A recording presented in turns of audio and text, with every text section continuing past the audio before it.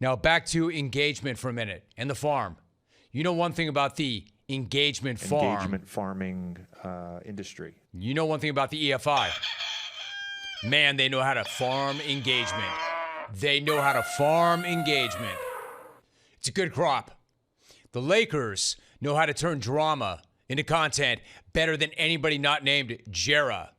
And that was quite apparent once again this week after yesterday's brutal ESPN tell-all that exposed all the behind-the-scenes Buss family drama of the past decade. Nobody comes out of this looking good. That's for sure. And the one thing that is very clear, Jerry Buss, Dr. Buss, his dream of passing down the Lakers to his 6 kids, and the dream being that he hoped that would bond them together forever, that dream has not come to fruition. That dream could not be further from what has actually played out since he passed on in 2013. Passing down the Lakers to these 6 kids, according to this column, seems to have made these 6 kids mortal enemies. Passing down the Lakers to these 6 kids turned these 6 kids into 6 Game of Thrones characters. Essentially, passing this team down to this family just turned this family into the real-life version of the Roy family. Just not half as cool. But why is any of this relevant right now? Well, because Jeanie decided to sell the team, and evidently not all the Sibs agreed on that decision. And of course they didn't, because all the Sibs do not agree on anything. The article makes it very clear that the 6-0 sibling vote that approved the Lakers sale did not mean that all 6 actually wanted to sell. The biggest holdouts seem to be the youngest siblings, Joey and Jesse Buss, who seem to believe that they were destined to one day run the Lakers, and that Jerry actually wanted the 2 of them to run the team and not Jeanie. Jeanie, apparently, had a very different take because she fired both of them in November. In fact, she actually fired all 5 of her siblings in November. Well, technically, not 2, not 3, not 4, not 5. Technically, Jeanie did not want to be fired. She wanted to resign. So she let her sister Jeanie resign, but only after she was told that she no longer had a job. Jim and Johnny had administrative roles, but they were sawed off too. Listen, I understand as well as anybody, believe me, that business is business. And I understand that family business is business. And that sometimes you need to fire a family member. Again, why do I know this? Because my own father fired me from the family business. I get this. It can happen. And it can be the right move. And as anybody who has mixed family and business knows, it can be disastrous. That's why so often you hear people say they don't want to hire family or friends, because business is business, and if it does go sideways, you can't replace friends or family. That's why so many people do not mix the two. It can work great, but it could also be a catastrophe. So the Lakers were not this conglomerate. They were a family business. And even though Jerry knew there was always that potential that it could rip the family apart, he always hoped deep down that it wouldn't. Well, it did. It did when he chose Jeanie to run the empire, and then she ultimately chose to break off all her Sibs. And there were power plays all around. But firing little bro is one thing. Telling little bro he, quote, should have never been born, end quote, is quite another. That is next level. I don't really know Jeanie. I mean, I've got my opinion of her and my interactions with her over the years, but I really didn't know she had that in her, if that's what she actually said to her brother, Jesse, quote, you should have never been born, end of quote. Like, never mind running the team, dude. You should have never been born. I mean, damn, Jeanie. Now, that is some scorched earth family drama right there. My pops may have fired me and told me to hit the bricks, pal, but he never told me, hey, Junior, hit the bricks, pal. You should have never been born. And it wasn't all just family drama, though. Of course, there was also said, yeah, how's that grab you? How's that grab you, Jimmy? You should have never been born.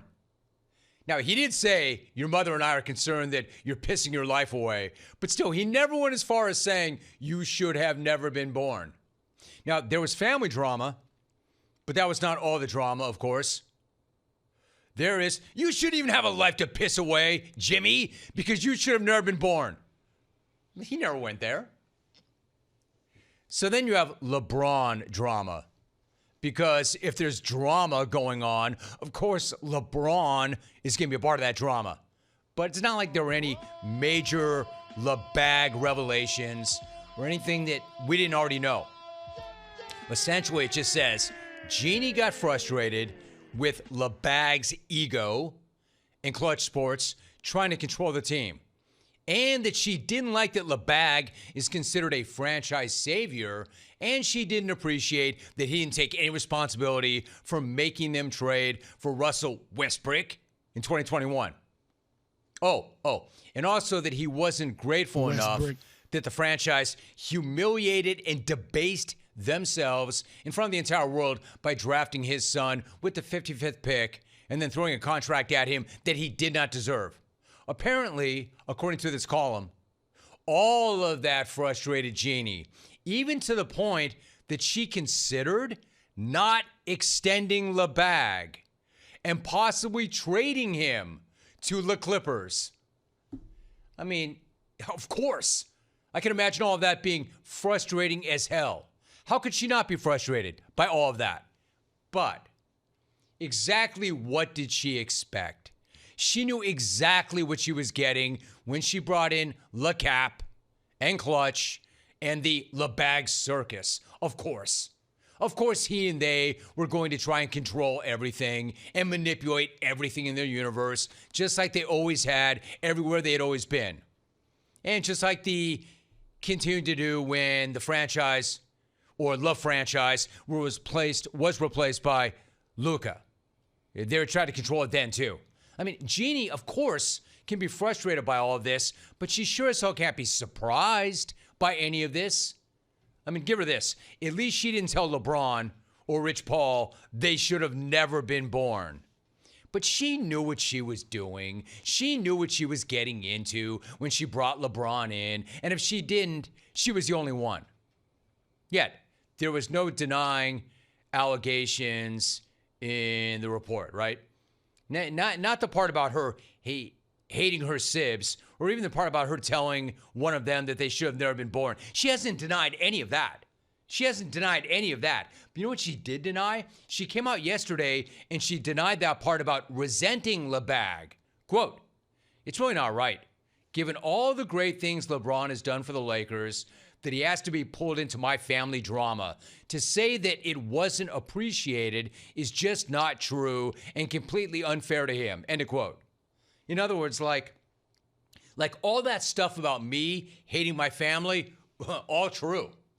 But that stuff about me hating LeBron, not true. Not fair to him. Listen, just because she's denying it doesn't mean that she doesn't think it or that it isn't true. Clearly, there is tension there. How could she not resent the things that the article lays out? She just has to pretend like it. She has to pretend like she likes the guy because she still has to work with the guy. She's technically still the Laker governor, even if she's no longer the majority owner. She's not going to pretend like she likes her family, though, right? How could she? Again, she told one of them that they should have never been born. She doesn't have to work with them. Remember, she fired all of them, so she doesn't have to come out and say that.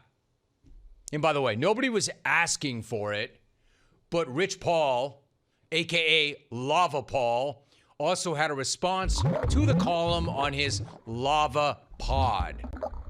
There's an article written every day. Who gives a I don't, right? And you don't know what's true, what's not true, but where there's smoke, there's fire, right? Oh, thanks for clearing that up, Lava Paul. Thank you for nothing. That didn't even make sense. Like, you just contradicted yourself. You don't give a bleep. It doesn't make any sense. Because there's an article written every single day. But, where there's smoke, there's fire. So which is it? Actually, I don't even care. I don't even care. If anything in the world should have never been born, it's Lava Paul's Lava Pod. That should have never been born. Maybe the best part of the whole column, though, is a detail that's so easy to miss.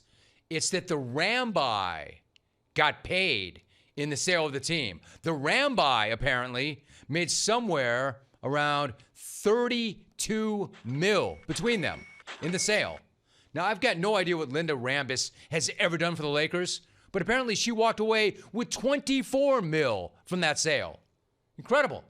Imagine how pissed the no more Rambis people must be to find out about that. What do they care? They made 32 mil. They walked away with 32 mil for that. As for the fired Sibs, they all apparently got a half a bill each. So it's not like they got completely screwed or financially ruined by Jeanie. She just told one of them that he should have never been born. That's like the worst of it. The rest of it's just pretty standard, super rich family drama on the engagement farm. And congrats, farmers. You got me to engage once again. It worked. Industry. As always, the Lakers are way more interesting off the floor than they are on the floor. I would much rather hear about Jeanie telling a Sib that he should have never been born than watching the Lakers play like they were told you should never defend anyone. Now that's the Lake Show I want. Give me more of that. That's the best Lake Show right there. LeBron should add another patch. One that says, Jeanie hates me. Wild stuff. I'm sure she's thrilled with that.